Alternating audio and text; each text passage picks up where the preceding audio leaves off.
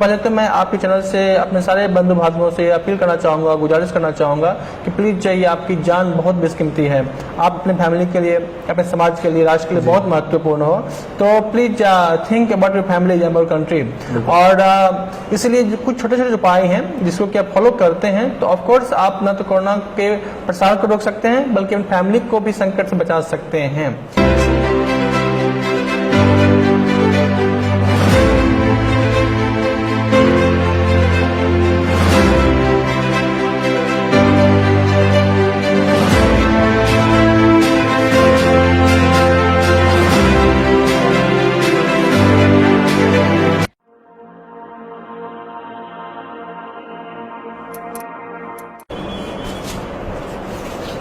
नमस्कार दोस्तों, स्वागत है आपका द न्यूज मिर्ची सीधी बात तीखी बात में। मैं हूं मयंक सिंह। वर्तमान में लॉकडाउन के बाद जो सिनेरियो रांची में देखने को हमें मिल रहा है वो काफी गंभीर हो चुका है। इसके अलावा आज जो वर्तमान में माहौल बन चुका है, बहुत से लोगों के बहुत से सवाल थे जो कि जिनके जवाब उन तक नहीं पहुंच रहे थे। इसी बात को मद्देनजर रखते हुए आज द न्यूज मिर्ची की team SSP sir IPS Surendra Kumar Jha के साथ में उपस्थित है और आज हम उन सारे सवालों के जवाब सर से जानेंगे।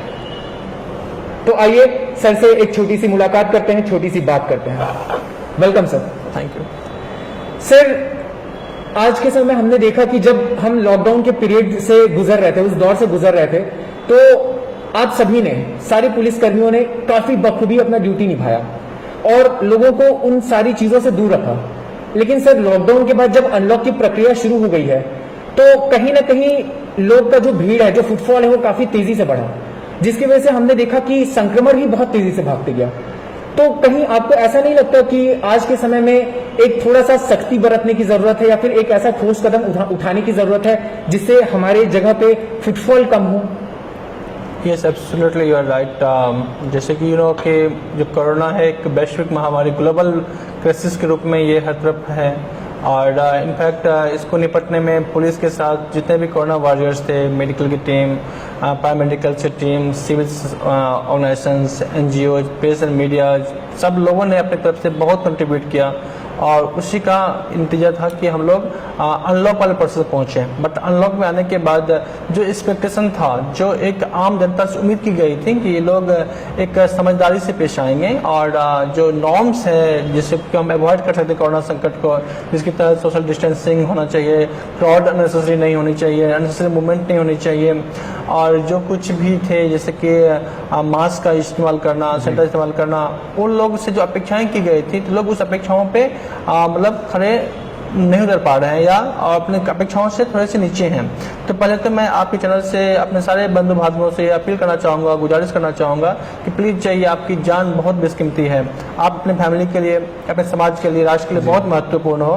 तो please think about your family and your country. और इसलिए कुछ छोटे छोटे उपाय हैं जिसको कि आप फॉलो करते हैं तो ऑफकोर्स आप न तो कोरोना के प्रसार को रोक सकते हैं बल्कि अपनी फैमिली को भी संकट से बचा सकते हैं।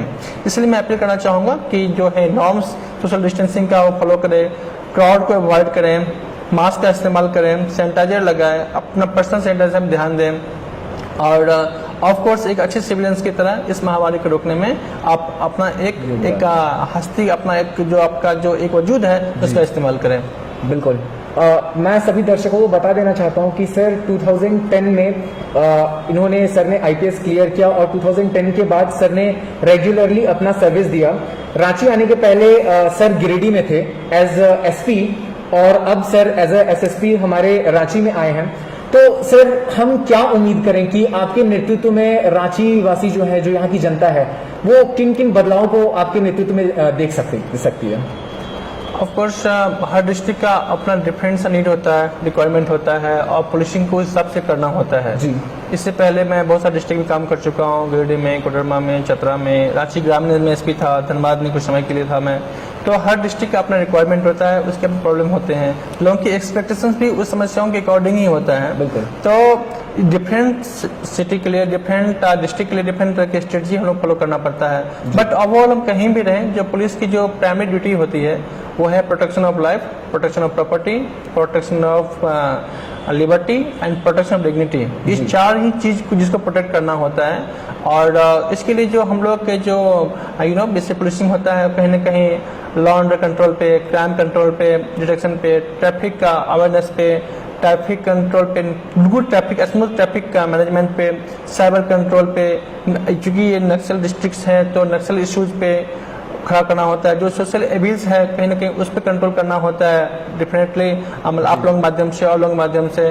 तो ये सब प्रॉब्लम हर जिले में होता है। बट ओवरऑल ये होता है कि हमको एक अच्छा प्रयास करना है, एक ना इनोसेंट वे से प्रयास करेंगे और सच्चे तक प्रयास करेंगे तो ऑफकोर्स आप उम्मीद कर सकते हैं कि आने वाले समय में लोग की अपेक्षाएं जो हमसे बढ़ी हुई है और होनी भी चाहिए, हम लोग उस पर खड़ा उतरने का भरसक प्रयास करेंगे। बिल्कुल सर, जैसा कि आपने अभी कहा ट्रैफिक से रिलेटेड बात, तो मैं सभी को बता देना चाहता हूं कि सर को ज्वाइन किए हुए अभी हफ्ता भर 10 दिन हुआ, near about 15 days I would say, कि 15 दिन हुआ है। और सर ने आते ही आते एक बहुत अच्छा डिसीजन लिया रिलेटेड टू ट्रैफिक, कि सर ने एक बहुत कड़ी तरीके से अपना जो व्यू रखा है वो है कि जो ट्रैफिक पुलिस है वो लोग किसी भी तरीके से जनता को परेशान ना करें या उनको तकलीफ ना दें, और अगर उनको तकलीफ दी गई तो उनको डिसमिस भी किया जा सकता है। लेकिन सर मैं एक सवाल पूछना चाहूंगा आपसे कि क्या इस तरीके से जनता को बढ़ावा नहीं मिलेगा? क्या हमें जरूरी नहीं है कि जनता के लिए भी एक थोड़ा सा ठोस कदम उठाना चाहिए ताकि वो प्रेशर बैलेंस हो जाए? एग्जैक्टली आपका बिल्कुल करना सही है, लेकिन शायद आपने मेरे इंस्ट्रक्शंस जो था वो सुना नहीं होगा जी। मेरे इंस्ट्रक्शन थे कि आम आदमी के लिए जी, सिविलियंस के लिए, बिल्कुल लॉ को फॉलो करने वालों के लिए जी, लॉ फॉलो करने वाले के लिए, एक गुड सिविलियंस के लिए, आम आदमी के लिए, निर्दोष आदमी के लिए पुलिस का बिहेव अच्छा होना चाहिए। मैंने कदापि नहीं कहा है कि जो लॉ को अवॉइड कर रहा हो, जो नियम कानून को उड़ाने में विश्वास कर रहा हो, उसके प्रति आपका बिहेव हमेशा एक जैसा हो, मैंने ऐसा नहीं कहा है। तो अगर आप इस बात को इस तरीके से लिए हैं कि आपको छूट मिल गई है या आप ट्रैफिक के नियमों को तोड़ करके अपने मन मर्जी के हिसाब से घूम सकते हैं और जो चाहे कर सकते हैं, तो आप समझ लीजिए कि ये जो लॉ है ये गुड सिविलियंस के लिए है, जो हमारी देश की आम जनता है उसके लिए है, तो इसको बिल्कुल भी फॉर ग्रांटेड ना लें।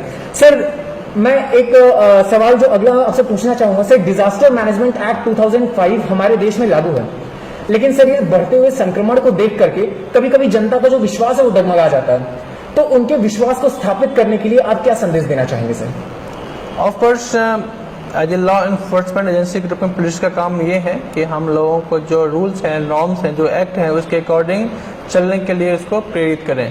और ऑफ कोर्स कुछ हद तक लोगों में फर्स्ट स्टेज में होता है कि अवेयरनेस की कमी होती है, तो उस समय में पुलिस ने अपने स्तर से अवेयरनेस के प्रोग्राम किए कि डिजास्टर मैनेजमेंट क्या होता है, आपको क्या करना चाहिए, क्या नहीं करना चाहिए। तो तमाम तरीके से हम लोग अवेयरनेस पे प्रोग्राम कर रहे हैं और चाह रहे हैं कि लोगों को जानकारी हो।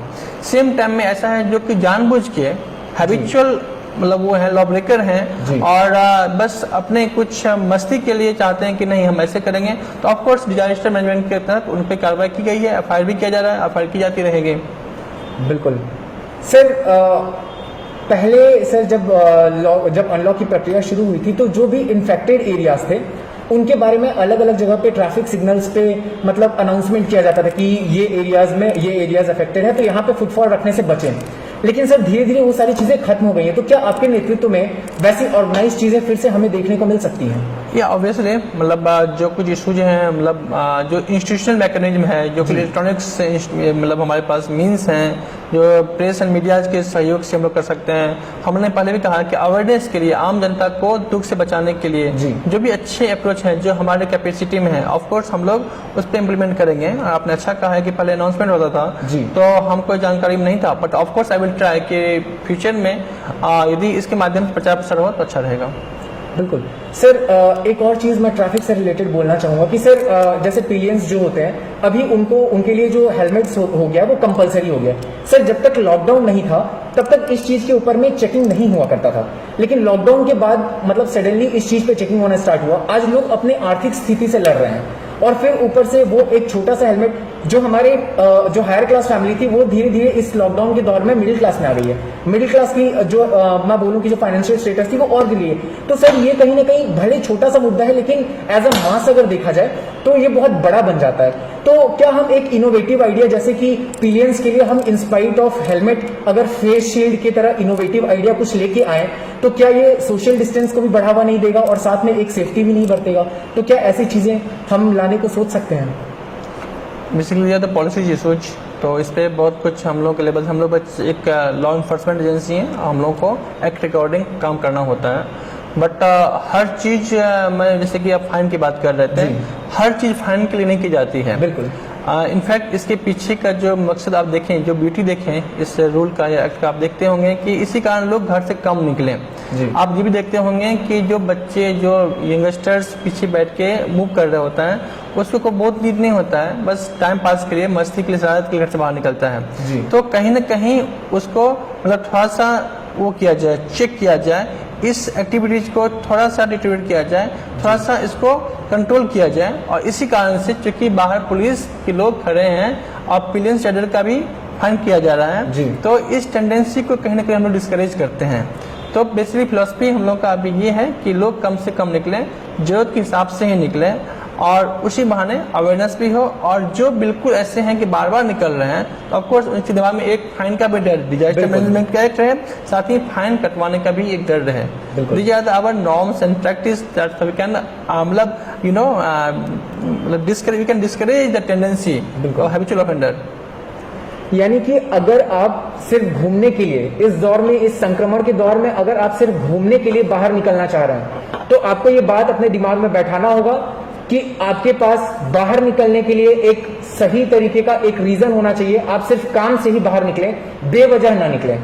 और अगर निकलते भी हैं तो जो सुरक्षा बरती जा रही है, जो गवर्नमेंट के नॉर्म्स है, उस पर ही चलें, क्योंकि ये सारी रूल्स एंड रेगुलेशंस आपके लिए ही बनाई जा रही है। सिर्फ जो अनऑर्गेनाइज क्राइम है उसको तो रोकना मैं कहूंगा कि किसी के हाथ में नहीं है, लेकिन सर कुछ ऑर्गेनाइज क्राइम जैसे कि कोयला माफिया हो गया, चिटफंड कंपनीज हो गई, या ऐसी जो कंपनी सेक्स रैकेट हो गया, सर इन सब को रोकने के लिए क्या हमारी जो झारखंड पुलिस है, हमारी रांची पुलिस है, इसने होमवर्क किया है अपना? Of course we are well capable.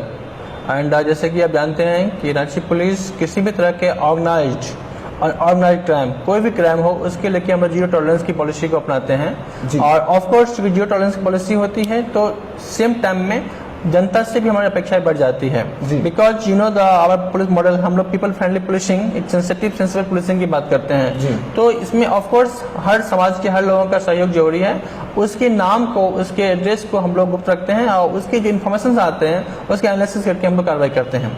साथ ही जैसे पहले भी कहा, जो ऑर्गेनाइज्ड टाइप के क्राइम है उस पे हम लोग जो है एक डिफरेंट तरह का मैगनिंग करते हैं। हमारे पास इन्फॉर्मेशन का फॉलो होता है, वो एरिया पता होता है, लोग पता होता है, तो हम लोग इस पे बिल्कुल स्टार्टिंग से ही इसको ट्रैक में रखते हैं। और जहां भी लगता है कि यहाँ पे क्राइम हो सकता है, होने वाली होती है, वहां पे उसको एलिमिनेट करते हैं। बिल्कुल सर, पिछले ही हफ्ते अभी धनबाद में एक पुलिस अधिकारी को ब्राइब लेते हुए रंगे हाथ पकड़ा गया, जो कि बहुत ही ज्यादा, मैं कहूंगा कि जो लोग, जो सभी पुलिसकर्मी जो ईमानदारी से अपना काम कर रहे हैं, उनके लिए बहुत ही ज्यादा शर्मनाक बात है। तो सर वहां पे उनको पकड़ा गया। अगर सर इस तरीके की चीजें हमें देखने को मिलती है हमारे रांची में, तो क्या जनता उम्मीद करे, उन पे कैसी कार्यवाही की जाएगी? गलत करने का अधिकार किसी को नहीं है जी, इवन पुलिस वाले को तो बिल्कुल नहीं है, क्योंकि लोग का एक्सपेक्टेशन एक बहुत अच्छे, एक कैरेक्टर, वेल कंडक्टेड और बहुत ही एक मतलब अच्छे रूप में यूनिफॉर्म का सम्मान होता है। तो पुलिस के कोई भी लोग किसी भी जगह पे किसी तरह से गलत काम कर रहे हैं तो ऑफ कोर्स वो लोग हमको इन्फॉर्मेशन दे सकता है, जैसे इस चौक चौराहे पे, इस जगह पे ये अमुकर्मी ऐसा कर रहे हैं, तो ऑफ कोर्स अपने हिसाब से मैं उस पर जो प्रिवेंटिव एक्शन होता है वही लूंगा। बिल्कुल, ये बहुत ज्यादा आज जरूरी हो गया है सर, क्योंकि मैं बताना चाहूंगा जनता को कि अगर हम इन सारी चीजों को अपने ध्यान में नहीं रखें, क्योंकि जनता ही वो लोग हैं जिनके लिए आज सभी पुलिस कर्मचारी लोग हमेशा 24 घंटे तत्पर रहते हैं, तो ये सारी बातों को हमें दिमाग में अपने बैठाना बहुत जरूरी है। सर मैं एक चीज पूछना चाहूंगा आपसे कि बहुत बार ऐसा होता है कि सर हम पुलिस कंट्रोल रूम फोन करते हैं, लेकिन सर कार्यवाही नहीं होती है, तो अगर कार्यवाही ना हो तो जनता को क्या करना चाहिए सर? ऑफकोर्स मैं इस क्वेश्चन को मैं एक्नॉलेज करता हूँ। ऑफकोर्स जहाँ तक बात है कि डायल 100 दिया हुआ है, बहुत सारे नंबर हेल्पलाइन चल रहे हैं ऑफकोर्स लगभग सिविलियंस से आने वाले हर नंबर का वेरिफिकेशन होता है जी। और इसमें ऐसा भी होता है कि बहुत सारे फॉल्स कंप्लेन भी होता है, लेकिन जो कंप्लेन सही होता है ऑब्वियस सी बात है उसके द्वारा पुलिस पे होता है कि पुलिस उस पर एक्ट ले और उस पर एक्शन ले। आप देखेंगे कि अभी भी कंट्रोल नंबर पे जो कॉल आता है, जो आप देखेंगे कंप्लेन का नेचर, तो मतलब बहुत सा बोगस कॉल होता है जी। ऑफकोर्स जो जेन्युइन कॉल होता है उस पर कार्रवाई की जाती है।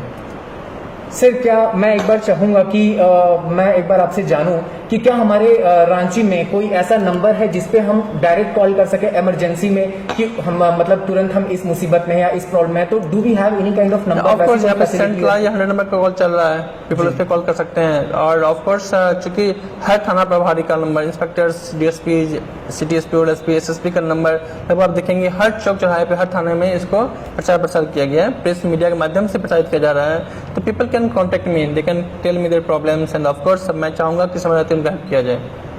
जी सर, विद इन 15 डेज आप चीजों को इतनी अच्छे तरीके से देखने लगे हैं। मैं एक बार चाहूंगा कि मैं आपसे जानूं कि आप जनता को क्या मैसेज आज देना चाहेंगे कि ये जो दौर चल रहा है और ये दौर अगर मान लीजिए भगवान कृपा से दुआ करते हैं कि जल्द खत्म हो जाए, तो उसके बाद भी आप रांची वासियों से आप क्या बोलना चाहेंगे? ऑफकोर्स अभी कोरोना के कारण बहुत एक वैश्विक संकट के दौर से हम लोग गुजर रहे हैं, बहुत संक्रमणशील अवस्था है और कोरोना का बहुत ही दूरगामी प्रभाव पड़ा है। हमारे सांस्कृतिक, सामाजिक, आर्थिक हर जीवन प्रभावित हुआ है, पारिवारिक जीवन प्रभावित हुआ है। बहुत लोग स्ट्रेस में आ रहे हैं, बहुत तरह की मतलब एक तरह से निगेटिविटी का लोग आड़ा धारण कर लिए हुए हैं। तो मेरा तो यही फॉर्म बिलीव है कि हर समस्या का समाधान होता है, हर अंधेरी रात के बाद एक सुनहरी धूप निकलती है। तो उससे घबराना नहीं है, टूटना नहीं है, बल्कि जो प्रॉब्लम्स है उसको एडजस्ट करना है, उसको डिफीट करना है। और ये नेचर का ही लॉ है कि हर रात के बाद दिन होना, हर दुख के बाद सुख का होना, हर मतलब मुसीबत का अच्छा का आना, ये चलता रहता है। ये संकट है, ये भी टल जाएगा, इसलिए अपना धैर्य बना के रखें। इस संकट में एक दूसरे का साथ देते हुए, एक दूसरे का ख्याल करते हुए, अपने फैमिली का, अपने पड़ोसी का, अपने समाज के लोगों का, सबके साथ एक दूसरे से कंधा कंधा मिला के अच्छे माहौल में और साथ चलें और इस प्रसार को रोकें। ऑफकोर्स वो दिन दूर नहीं है जब हम लोग इस संकट को भी खत्म कर देंगे, इस विजय प्राप्त कर लेंगे। सर बहुत ज्यादा अच्छी बात कही आपने, क्योंकि आज के समय में मुझे लगता है कि लोग जितना कोरोना से संक्रमित नहीं हो रहा है उससे ज्यादा डर रहे हैं। तो इस डर को हटाना बहुत ज्यादा जरूरी है और मुझे विश्वास है कि सर जो आप मैसेज दिए हैं ये बहुत से लोगों को आज देखने के बाद उनको एक विश्वास दिलाएगा कि हाँ, जो मुसीबत में आज हम हैं जल्द ही हम इस मुसीबत से उभरेंगे। सर अब मैं कुछ हट के आपसे सवाल पूछना चाहूंगा, क्योंकि जो मेरे यंगस्टर भाई लोग हैं, बहुत से ऐसे लोग हैं जो आज आईपीएस के लिए, आईएएस के लिए प्रिपरेशन कर रहे हैं। तो सर मैं एक बार जानना चाहूंगा कि जब आप अपनी जर्नी शुरू किए तो आपने कब ये निर्धारित किया था कि मुझे आईपीएस बनना है, और आईपीएस बनने के बाद फिर आपका क्या सपना है इस चीज को लेके? सर ऑब्वियसली बात है, मैं बहुत एक लोअर मिडिल क्लास फैमिली से बिलोंग करता हूँ और मेरी पढ़ाई लिखी हुई है बुक अपने होम डिस्ट्रिक्ट में एक सरकारी स्कूल में हुआ था। बट ऑफकोर्स मेरे फैमिली में कहीं ना कहीं ड्रीम था मेरे ग्रैंडफादर लोगों का कि कुछ फैमिली में होना चाहिए, डिफरेंट टाइप का होना चाहिए। तो इवन कि मैं बहुत अर्ली स्टेज में 7 to 8 के आसपास मेरे मन में कुछ आया था कि मैं कुछ डिफरेंट सा करूं जो यहाँ के लोग नहीं कर पाते हैं जी। और इनफैक्ट वो सब होने के बाद तो मेरा एक ड्रीम था कि मैं यूनिफॉर्म पहनूं। यूनिफॉर्म माइट भी इवन कि मैं बहुत मीडिया और फिल्म के माध्यम से मैं यूनिफॉर्म सर्विस से क्रेजी था। तो ऑफकोर्स बचपन में एक ड्रीम था कि ये यूनिफॉर्म मिले, वो चाहे जिस रूप में मिले। तो with your blessings and with the bless of God मैंने फिर ग्रेजुएशन किया, यूनिवर्सिटी से पीजी किया और फर्स्ट अटेम्प्ट मेरा सिलेक्शन हो गया और मेरा जो एक चाइल्डहुड ड्रीम था आईपीएस में जो मिला, साथ ही मुझे इतना अच्छा करियर मिला। So all the thanks go to my family and the God. Sir मैं कहूंगा कि ये आपका खुद का मेहनत और वो जो पैट्रियोटिक फील है, जो देश के लिए एक आपकी भावना है, ये आपको उस जगह तक ले आई। सर मैं जानना चाहता हूं कि बहुत से लोग ऐसे होते हैं कि जब वो पोजीशन में पहुंचते हैं तो वो जानना चाहते हैं कि how do people feel. Sir जब आपने फर्स्ट टाइम अपनी यूनिफॉर्म पहनी तो उस समय आपको क्या फील हुआ था? ऑफ कोर्स मुझे कहा कि इसमें चाइल्डहुड ड्रीम और वो एक ड्रीम कम्स ट्रू वाली बात थी।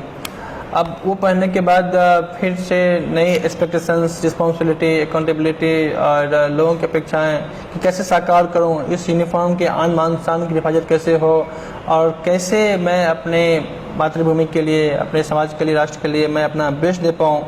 तो उसके बाद मेरा एक डिफरेंट सा परसेप्शन हुआ और मेरा एक नया टाइप का पर्सपेक्टिव बना अपने यूनिफॉर्म को लेके। जी। अभी मैं प्रयास कर रहा हूँ कि जो कुछ मेरे ड्रीम थे वो पूर्ण हो गए, अब इस ड्रीम को पूर्ण करने के बाद जो मेरी रिस्पॉन्सिबिलिटी है, जो अपेक्षाएं हैं आम लोगों की, वो मैं कुछ कर सकूं, तो मेरा ये अचीवमेंट होगा कि मैंने अपने समाज के लिए, अपने राष्ट्र के लिए, अपने बंधु बांधवों के लिए मैंने कुछ किया। बिल्कुल, बहुत अच्छी बात कही सर आपने। और एक आखिरी मैं आपसे बहुत बचकाना सवाल पूछना चाहूंगा सर, आपके चेहरे पे बहुत मासूमियत है लेकिन आंख में इतना एग्रेशन क्यों? I don't know but in fact मेरा ये है कि पुलिसिंग, जिससे मैंने कहा कि बहुत डायनामिक्स वाला सब्जेक्ट है जी, इसमें एक थ्योरी, एक कंसेप्ट के साथ हर डीलिंग किया सकता है। बिल्कुल। मेरा ये कहना है कि आग के साथ आग बन बनो, पानी के साथ पानी, सदा यही कहते आए अब तक के जग के ज्ञानी। क्या बात। जहाँ पे मेरी मुस्कान से, मेरी सच्चाई से मासूमियत का काम हो जाता है, वहाँ पे एक दिखाने की जरूरत नहीं है।